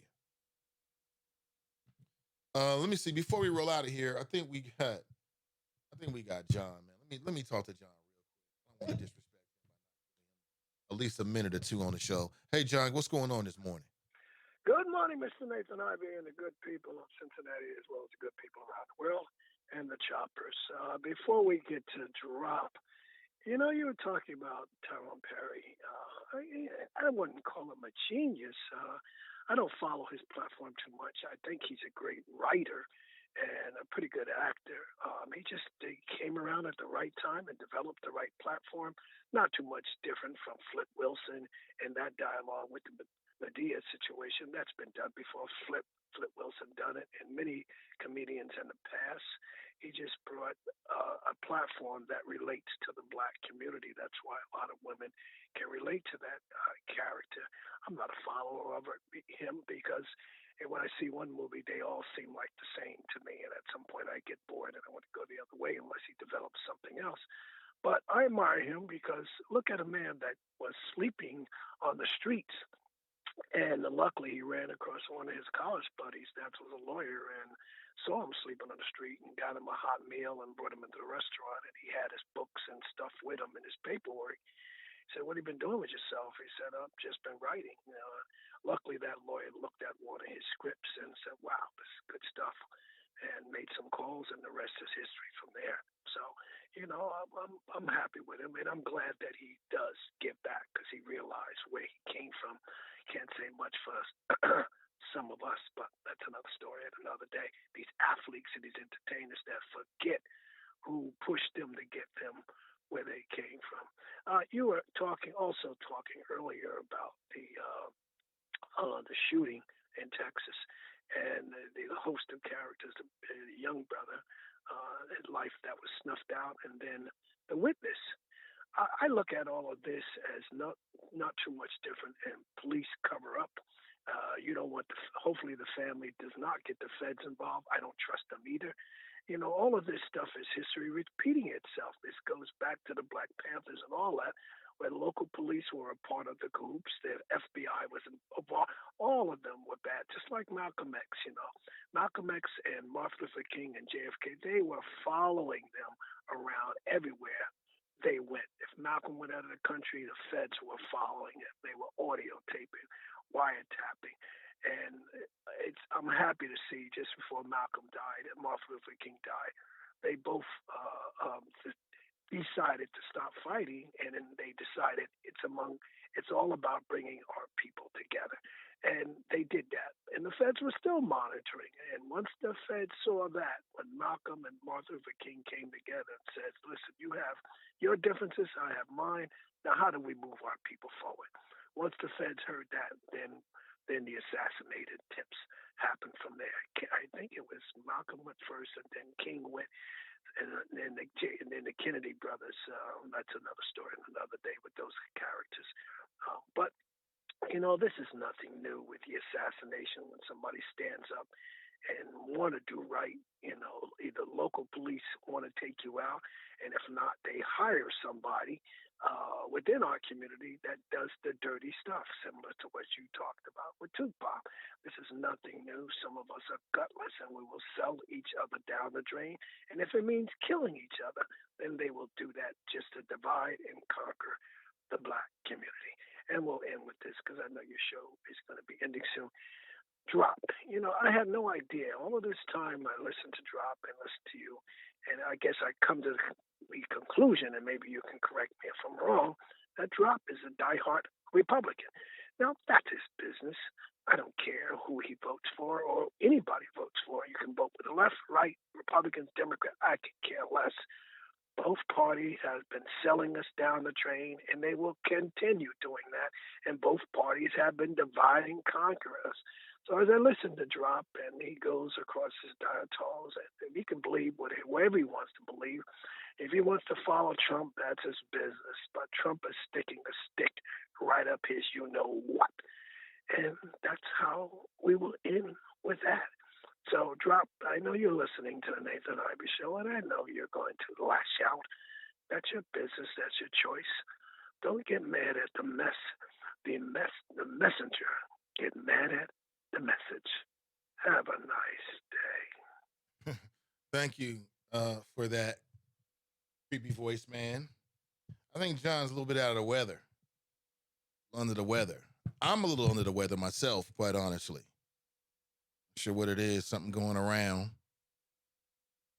Kids are great. I'm under the weather, which is very rare. Very rare. Hey, listen, thank you for being here. But it's about that time we got to make a move. Have an excellent day. And I'll be back with you real soon. Tomorrow morning, 8 a.m. chop it up. Ray writes, my thoughts are on Facebook. I'll check it out.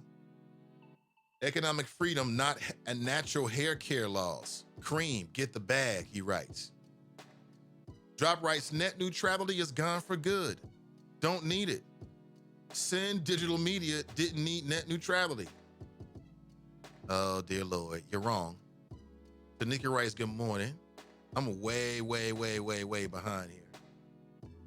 Who Magic writes, Tupac was doing the most and paid the ultimate price. Tupac died behind a nigwa moment. Yup, sure did. It's sad too. It's very sad. But listen, have a great day. And we'll be back tomorrow morning, bright and early with you, 8 a.m. I'm Nathan Ivey, and I'm out.